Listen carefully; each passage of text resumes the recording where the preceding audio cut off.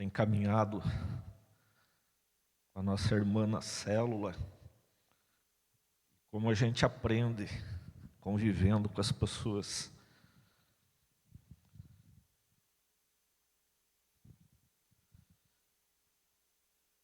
Como tema para a mensagem de hoje, eu coloquei abrindo as portas para o milagre. Então nós encontramos nos livros de 1ª e 2ª Reis, ali eles nos contam histórias realmente admiráveis, histórias que envolvem o poder sobrenatural de Deus. Em um tempo de apostasia, onde a nação de Israel, um povo escolhido por Deus, naquele tempo eles se encontravam totalmente afastados da vontade divina, onde o povo era guiado por falsos mestres, reis corruptos, rainhas e sacerdotes que serviam a deuses estranhos. Então, nesse tempo, Deus, ele levanta homens realmente corajosos e valorosos para falar em seu nome ao povo. Nós temos, nesse tempo, estudado aí sobre Elias, sobre Eliseu, tá? Já falei uma palavra anterior sobre o chamado de Eliseu e o que Deus faz com homens normais, como eu, como cada um de vocês aqui, quando esses homens, eles se colocam como servos e entendem que todos somos chamados para servir. E também quando nós nos dispomos a esse chamado, aí o Senhor ele vai nos usando em áreas, Ele nos leva a caminhar por locais onde nós nunca imaginávamos estar. Eu quero aqui usar um termo, que é um termo bem antigo, tá? Os irmãos lembram, algum tempo atrás, que nós tínhamos alguma propaganda que falava sobre o bombril, né? O que tinha 1001 utilidades. Quando você se dispõe realmente a ser usado pelo Senhor, você vai virar esse crente bombril, né? Aquele que vai ter 1001 utilidades. O Senhor, Ele nos apresenta diversas situações. E mesmo sem experiência, o Senhor Ele vai nos capacitando, nós vamos crescendo, vamos desenvolvendo, e cada vez o Senhor vai nos apresentando também situações diferentes.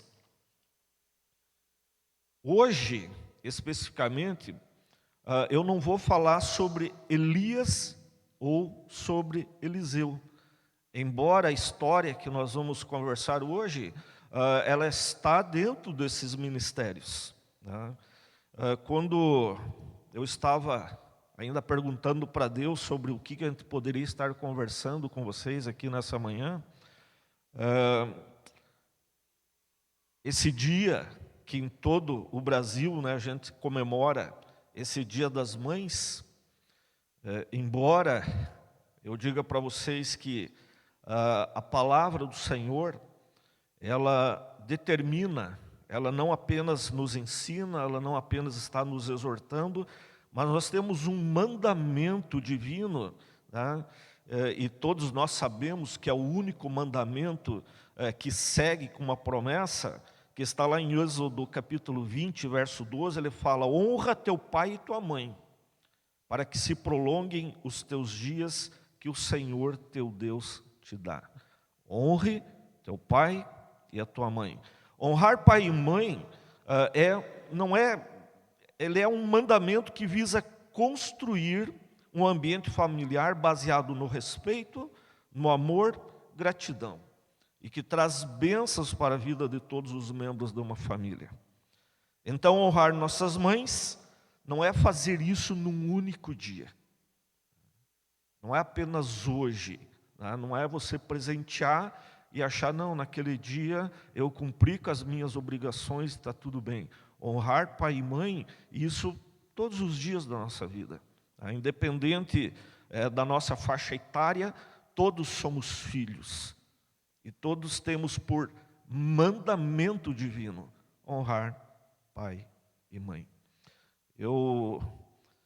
Quando eu percebo muitas vezes pessoas que carregam alguns traumas na sua vida, muitas vezes a gente observa a falta do cumprimento desse mandamento.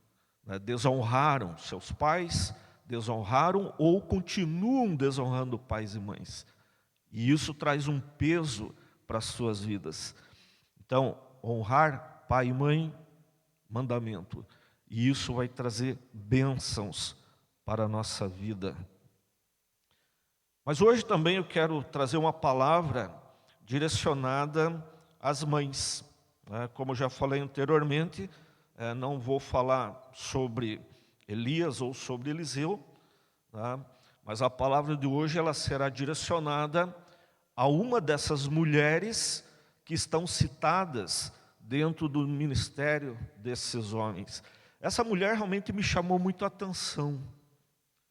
Quando eu comecei, o Senhor ele foi me falando sobre essa pessoa, sobre essa mulher. E eu fui pesquisando um pouco mais para saber coisas dessa mulher. E eu percebi, primeiro, essa mulher era uma mulher de visão. Essa mulher, ela era sensível às necessidades alheias. Uma mulher de bom coração. Uma mulher perseverante, com uma fé inabalável. Uma mulher que mesmo em meio a um turbilhão de emoções, mesmo diante das circunstâncias que eram desesperadoras para ela, ela determinou no seu coração não ouvir, não acreditar no que os seus olhos viam. Pedi que o Pedro coloque para nós lá, 2 Reis capítulo 4, e nós vamos ler do 8, ela é extensa, mas é necessário, do 8 ao 37. Diz assim: certo dia passou Eliseu por Sunem, onde se achava uma mulher rica, grave bem isso, uma mulher rica, a qual o constrangeu a comer pão. Daí todas as vezes que passava por lá, entrava para comer. Ela disse a seu marido: vejo que este que passa sempre por nós é santo homem de Deus. Então, primeiro, uma mulher rica, e ela percebeu que aquele era um santo homem de Deus.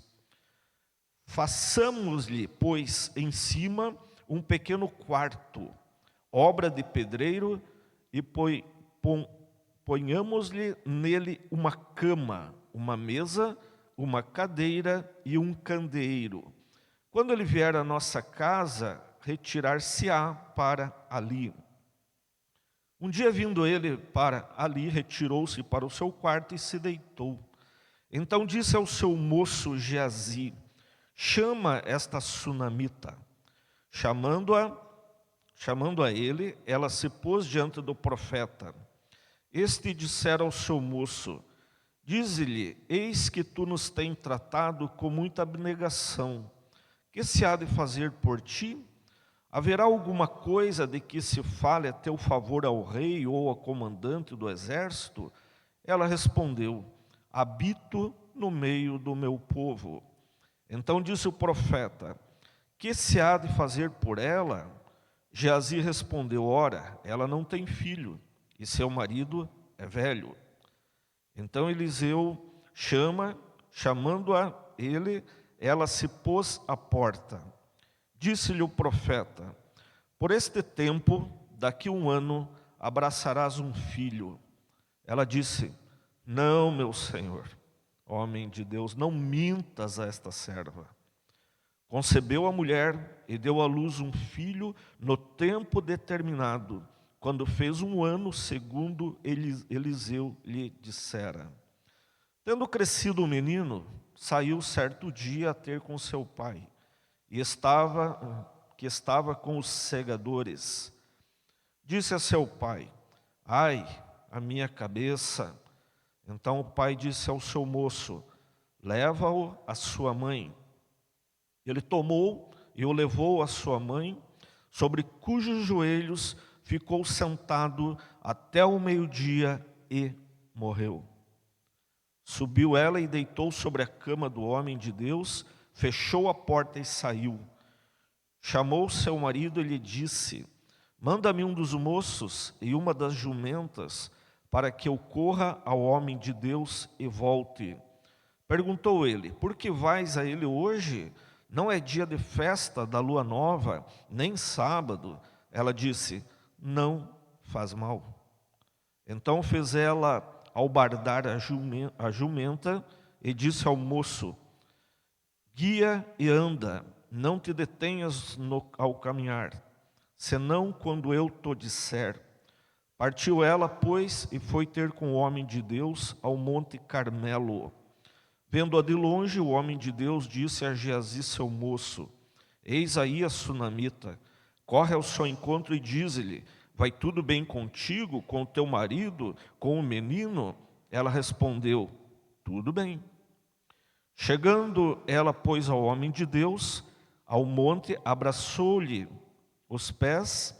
Então se chegou Geazi para arrancá-la, mas o homem de Deus lhe disse: deixa, porque a sua alma está em amargura, e o Senhor me encobriu e não mo manifestou. Disse ela: pedi eu ao Senhor algum filho? Não disse eu: não me enganes? Disse o profeta a Geazi: cinge os lombos, toma o meu bordão contigo e vai. Se encontrares alguém, não o saúdes, e se alguém te saudar, não lhe respondas. Põe o meu bordão sobre o rosto do menino. Porém disse a mãe do menino: tão certo como vive o Senhor e vive a tua alma, não te deixarei. Então ele se levantou e a seguiu. Geazi passou diante dele e pôs o bordão sobre o rosto do menino, porém não houve nele voz nem sinal de vida. Então voltou a encontrar-se com Eliseu e lhe deu aviso e disse: o menino não despertou. Tendo o profeta chegado à casa, eis que o menino estava morto sobre a cama. Então entrou, fechou a porta sobre eles ambos e orou ao Senhor. Subiu à cama, deitou-se sobre o menino e, pondo a sua boca sobre a boca dele, e os seus olhos sobre os olhos dele, e as suas mãos sobre as mãos dele, se estendeu sobre ele, e a carne do menino aqueceu. Então se levantou e andou no quarto uma vez, de lá para cá, e tornou a subir, e estendeu sobre o menino, este espirrou 7 vezes e abriu os olhos. Então chamou a Geazi e disse: chama a sunamita. Ele a chamou e, apresentando-se ela ao profeta, este lhe disse: toma o teu filho. Ela entrou, lançou-se aos pés dele e prostrou-se em terra, tomou o seu filho e saiu. Amém.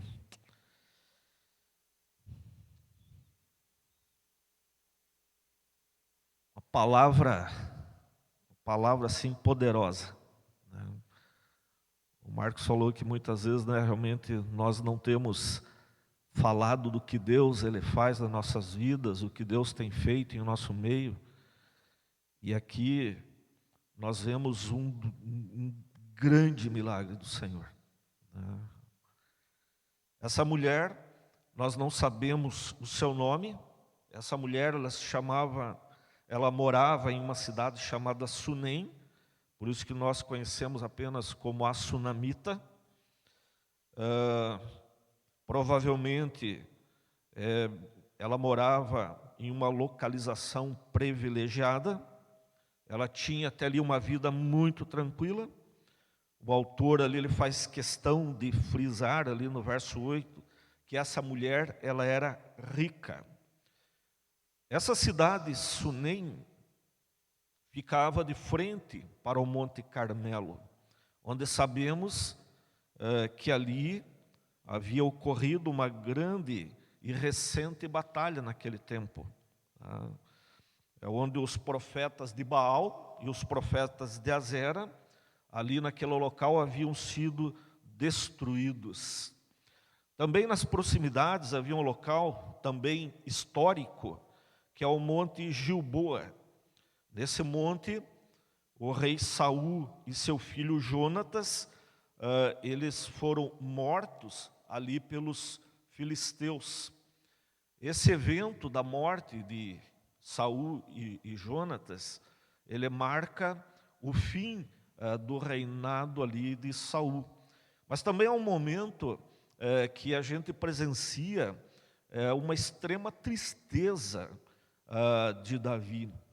E isso nós encontramos ali já no capítulo 1 do segundo livro de Samuel, onde esse momento de dor, Davi ele amaldiçoa aquele monte dizendo: não caia sobre vós nem orvalho, nem chuva, nem haja campos que produzam ofertas. Então, de tanta tristeza pela morte do rei Saul e de seu amigo Jonatas, ele amaldiçoa aquele local. Da casa dessa mulher também poderiam ser vistas as planícies de Jezreel, também conhecidas como Vale de Jezreel ou planície de Esdraelão, uma grande planície fértil ao norte de Israel. Além de ser da sua importância, né, ela era uma área propícia também ao plantio. Ali eles cultivavam, tinha várias culturas. Ali eles cultivavam trigo, melancia, melão, laranja, feijão, algodão e diversos outros produtos. Lembrem que nesse tempo era um período de fome, era um período onde o povo tinha várias necessidades. Então, por aí nós podemos imaginar que essa mulher, ela era esposa de um senhor que cultivava a terra. E como eles tinham vários tipos de cultivo, aí vinha a sua riqueza. Também esse local era uma área de importância militar. Ela tinha sido palco de diversas batalhas também pela posse desse local. Eu estou fazendo questão de citar tudo isso para que você entenda que essa família, ela tinha uma posição privilegiada dentro da sociedade da época. Ela era uma família de posses. Diferente de outras situações que nós encontramos também, algumas ações de Deus pelo ministério desses homens, de Elias e Eliseu, onde Deus, ele operou milagres também entre pessoas de extrema pobreza, diferente de outras situações em que as mulheres eram viúvas, eram pobres e tinham seus filhos. Com essa mulher não. Essa mulher, ela era casada, ela era rica e ela não tinha filhos. Então era contrário a tudo que até ali nós tínhamos visto dentro dos ministérios. Essa mulher, ela tinha quase tudo: dinheiro, status, poder, mas em uma época em que não ter filhos era visto como uma maldição de Deus. Nós vemos por várias passagens que mulheres que naquele período não tinham filhos eram chamadas de mulheres secas e eram tratadas como se elas tivessem desagradado a Deus e eles estavam pagando um preço do seu pecado. Mulheres sem filhos. Também era um tempo em que filhos significavam a continuidade da sua descendência e muitas vezes da sua própria sobrevivência, porque na falta do marido, quem ia sustentar seria justamente seus filhos. Lembrem que o marido dessa mulher, a palavra diz que ele já era velho. Ele era velho. E na falta, então, do seu marido, essa mulher, ela ficaria desamparada. Ela tinha quase tudo, mas lhe faltava o privilégio, a alegria, a satisfação de ser mãe. Nós temos aqui várias mamães. Algumas logo aí estarão com seus bebês também no colo, né? Mas elas estão aí com o seu bebê no ventre e elas são mamães. E essa mulher, até ali, ela não tinha passado por essa experiência de ser mãe. Ela não teve essa experiência. Essa mulher, na verdade, ela mal sabia que ao abrir as portas da sua casa ali para o profeta Eliseu, ela estava abrindo as portas do milagre para a sua casa. O milagre iria acontecer e ela não sabia, ela não esperava isso acontecer. Eu fico imaginando por quanto tempo essa mulher deve ter desejado ter um filho. Não sabemos, a palavra não fala se ela era estéril, se era o seu marido, ou se o problema era devido à idade do seu marido, mas ela até ali provavelmente ela deve ter pedido filhos, mas o milagre não aconteceu. Mas quando ela abriu as portas da sua casa para o homem de Deus, ela abriu as portas para que o milagre realmente acontecesse na sua vida. Essa mulher entendeu, ela atendeu o profeta em suas necessidades. Uma mulher com o coração voltado a servir. Essa mulher entendeu que aquele era um santo homem de Deus. E essa mulher, ela não tinha pretensão nenhuma ao agir dessa forma. Ela não pediu nada em troca. Ela abre as portas da sua casa apenas para receber aquele homem. Em dias como hoje, onde vemos o costume do toma lá da cá, né? As pessoas normalmente não fazem algum benefício sem desejar ou esperar algo em troca. Uma das lições aqui que nós podemos tirar: sirva, faça o que estiver ao seu alcance sem esperar nada em troca, sem esperar recompensas. Em tempos onde vemos ensinamento, onde você dá alguma coisa esperando ser recompensado por Deus, essa mulher não esperava e ela nem quis receber nada em troca do seu ato. A palavra nos fala que Eliseu, ao chamar a sunamita, desejoso de recompensá-la pelo tratamento dispensado a ele e ao seu servo ali, a Geazi, ele pergunta a essa mulher: o que se há de fazer por ti? Eliseu, ele diz ali que ele poderia usar da sua influência junto ao rei para resolver problemas administrativos referente aos negócios que aquela família tocava. Mas ela apenas responde: habito no meio do meu povo. Em outras palavras, ela estava dizendo: eu não preciso de nada, está tudo bem. Foi essa a resposta dela. Mas Geazi, ele percebeu que naquela casa faltava alguma coisa. Aquela família, ela estava incompleta. Ali faltava a alegria de crianças naquela casa. Crianças correndo, brincando, conversando. Faltava alguma coisa. A família não era completa. E então ele chega para o profeta e diz: eles não têm filhos e o seu marido já é velho. Aqui Geazi, ele está dizendo assim: ei, profeta, só um milagre aí nessa casa, só o sobrenatural de Deus para resolver o assunto aqui. Humanamente não tem mais jeito. Então Eliseu, usando ali da autoridade que Deus havia outorgado a ele, determina: o milagre chegou a essa casa. Minhas irmãs, hoje eu quero dizer aqui para vocês qual é o milagre que vocês têm desejado, qual é o milagre que vocês têm esperado. Aquela situação que Você mesmo tem dito, puxa vida, aqui só um milagre, só o sobrenatural de Deus que pode mudar essa situação.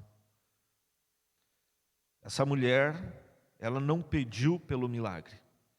Essa mulher, na verdade, até mesmo ela duvidou do milagre. Mas sobre a palavra do homem de Deus, Deus honra a sua palavra. E o milagre veio, o milagre aconteceu.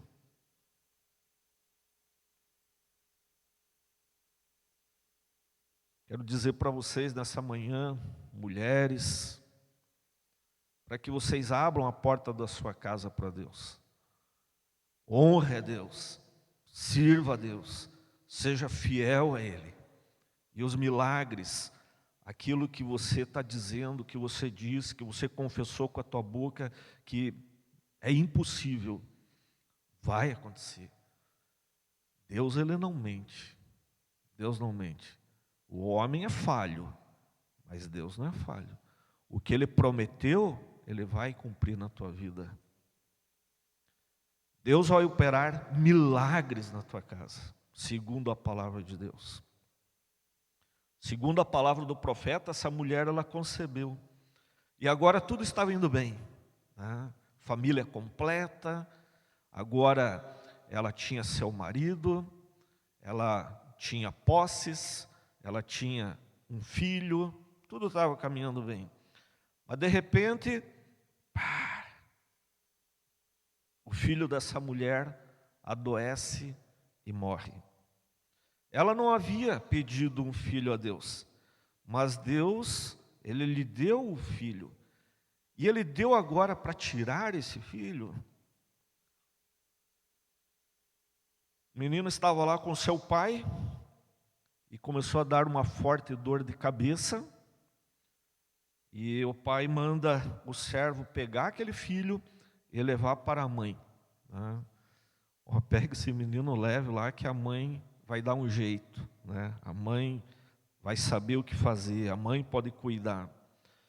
No verso 20 diz que essa mulher ficou com aquele menino em seus joelhos até o meio-dia. E esse menino morre. Esse menino morre. O que será que se passou pela cabeça dessa mãe durante aquele período?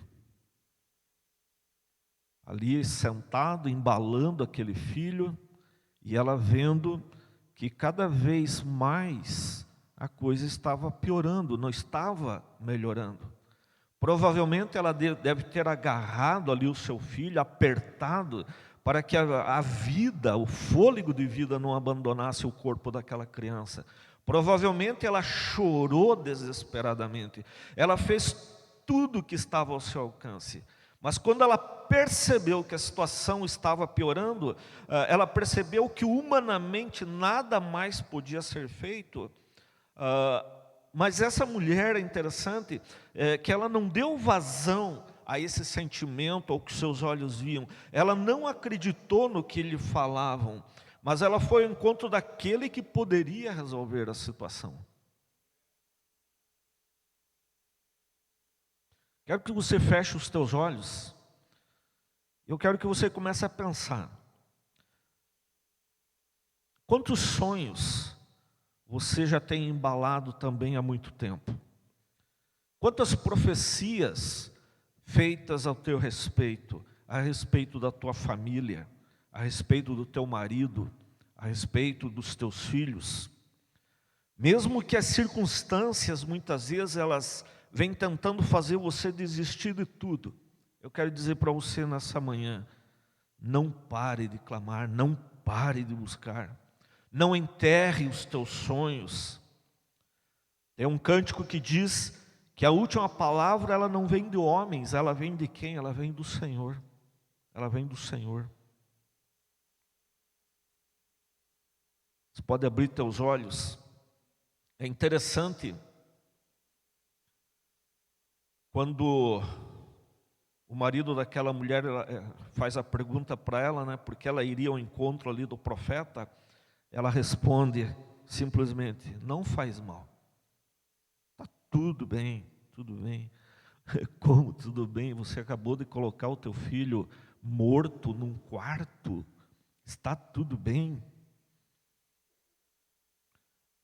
Quando ela chega ao profeta, ela também se lança aos seus pés, mas a palavra fala que pouco antes, quando ela ainda estava a caminho, Geazi chega para ela e pergunta: como é que estão as coisas? Está tudo bem? Ela fala: está tudo bem, está tudo bem.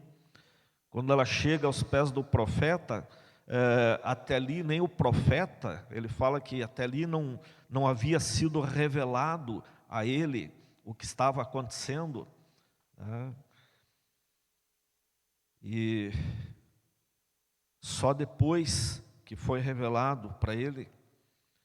Mas eu quero dizer que a fé dessa mulher, ela confiava que quando ela estivesse com o profeta, com o homem de Deus, as coisas poderiam mudar. Ela, durante esse percurso, ela não gastou o tempo dela falando com quem poderia resolver a situação, o seu problema, quem não poderia resolver o seu problema. Ela não ficou se lastimando no caminho. Que mulher extraordinária! Ela não se deixou abater pelas circunstâncias. A minha avó tinha um ditado popular que ela dizia assim, que na vida tudo tem jeito, só não se dá jeito na morte. A minha avó falava isso. Mas eu creio que durante esse percurso, acredito que um longo percurso, né, para aquela mulher no caminho, indo ao encontro do profeta, e no retorno para sua casa, ela deve ter, durante aquele percurso, ela deve ter feito uma oração ao Senhor. Essa mulher, ela acreditou: não, eu creio que até na morte, Deus, Ele tem uma solução. A morte não é o final das coisas. O que Deus tinha determinado, o que Deus tinha trazido de bênção na sua vida, Ele não ia tirar naquela circunstância. E quando eu estava preparando essa mensagem, Deus colocou no meu coração muito forte a oração do profeta Abacuque. E eu acredito que durante aquele percurso, ela poderia muito bem também estar caminhando e fazendo essa oração. Essa oração que diz assim: ainda que a figueira não floresça, nem haja fruto na vide, o produto da oliveira minta, e os campos não produzam mantimento, as ovelhas sejam arrebatadas do aprisco, e nos currais não haja gado, todavia eu me alegro no Senhor, exulto no Deus da minha salvação. O Senhor é a minha fortaleza. O Senhor é a minha fortaleza. Fecha os teus olhos.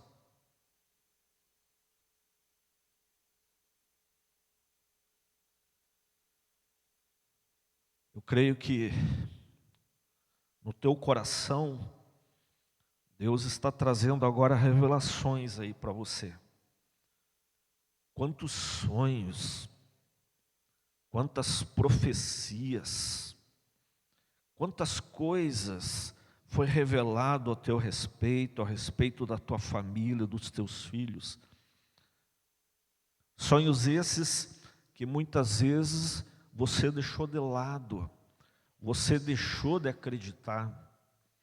Mas eu quero dizer para você nessa manhã que a palavra do Senhor está dizendo: não enterre os teus sonhos. Os sonhos de Deus não morrem. Os planos de Deus não mudam. O que Ele falou ao teu respeito, o que Ele falou a respeito da tua família, dos teus filhos, vai se cumprir. Ore, persista, busque, continue com a fé inabalável. Ó Espírito Santo de Deus, ouve, Pai, ouve a oração das minhas irmãs, Pai, mulheres inabaláveis, mulheres fiéis, mulheres que amam os seus filhos, mulheres, Pai, que têm clamado ao Senhor pela salvação dos seus filhos, pela transformação da sua família. Ó Espírito Santo, que hoje, Pai, elas tenham a plena certeza que o Senhor ouve as suas orações e que no tempo devido o Senhor trará a solução. O milagre vai acontecer segundo a palavra de Deus. Ó Espírito Santo.